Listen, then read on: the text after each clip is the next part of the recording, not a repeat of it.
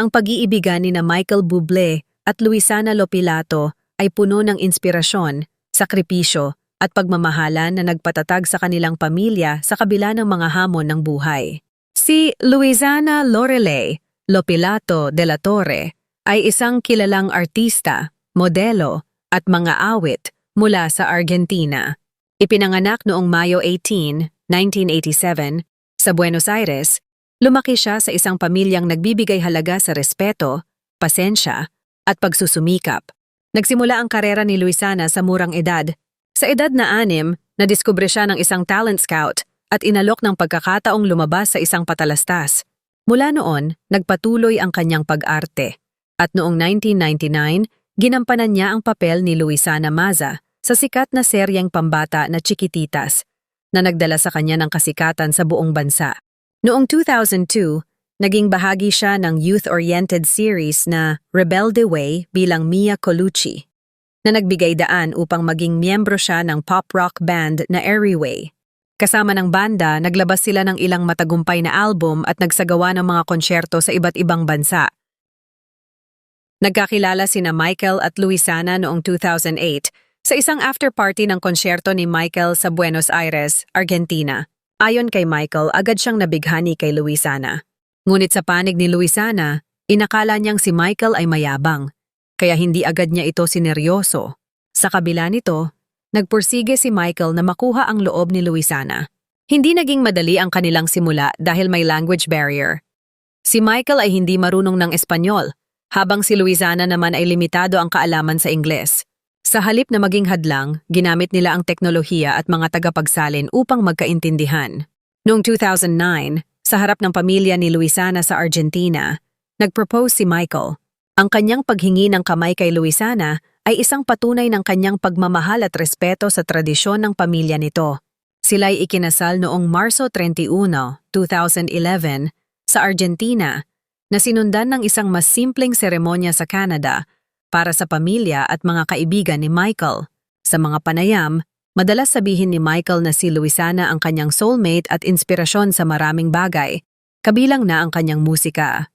Ang kanilang relasyon ay nasubok noong 2016 nang ang kanilang panganay na anak na si Noah, na 3 taong gulang noon, ay na-diagnose ng hepatoblastoma, isang bihirang uri ng liver cancer. Ang balita ay nagdulot ng matinding kalungkutan sa kanilang pamilya. Ayon kay Michael, ito ang pinakamahirap na yugto ng kanilang buhay. Upang masiguro ang agarang at maayos na pag-aalaga kay Noah, parehong iniwan ni na Michael at Luisana ang kanilang mga karera. Si Michael ay nag-cancel ng lahat ng kanyang tour at proyekto, habang si Luisana naman ay pansamantalang iniwan ang kanyang acting career. Ayon kay Luisana, ang desisyon nilang mag-focus kay Noah ay hindi kailanman mahirap gawin, dahil para sa kanila, walang mas mahalaga kaysa sa kaligtasan ng kanilang anak. Sa mga panahong ito, natutunan nilang umasa sa isa't isa at sa kanilang pananampalataya. Ibinahagi ni Michael na marami siyang dasal at introspeksyon na ginawa. Naging sandigan nila ang kanilang pamilya, kaibigan, at ang mga tagahanga na nagpaabot ng suporta at dasal mula sa iba't ibang panig ng mundo. Sa kabutihang palad, naging matagumpay ang paggamot ni Noah at sa kalaunan ay idineklara itong cancer-free. Sa mga panayam, binanggit ni Michael na ang karanasan nilang ito ay nagbigay sa kanya ng mas malalim na pag-unawa sa kung ano ang tunay na mahalaga sa buhay. Sinabi niya na hindi niya inakalang may kakayahan siyang maging matatag, ngunit ang pagmamahal niya para sa kanyang pamilya ang nagbigay sa kanya ng lakas. Para kay Luisana, ang tagumpay ni Noah ay hindi lamang resulta ng modernong medisina, kundi pati na rin ang kanilang pananampalataya at paniniwala. Ibinahagi niya na ang kanilang relasyon bilang mag-asawa ay lalong tumibay dahil sa mga hamon na kanilang hinarap. Matapos ang laban ni Noah, muling bumalik sa normal ang buhay ni na Michael at Luisana. Ngunit mas malalim na pagpapahalaga sa bawat sandali. May 4 na anak na sila, sina Noah, ipinanganak noong 2013, Elias, 2016, Vida, 2018, at Cielo, 2022. Sa kabila ng pagiging abala sa kanilang karera, inuuna nila ang oras para sa pamilya. Si Michael ay madalas magbahagi ng masasayang sandali kasama ang pamilya sa social media. Ipinagmamalaki niya ang pagiging hands-on dad at ang kanilang sayawan kasama ang mga anak, na madalas gamit ang mga kanta ni Taylor Swift. Ang love story ni na Michael at Luisana ay hindi lamang tungkol sa romansa, kundi pati na rin sa lakas ng pamilya sa gitna ng mga pagsubok.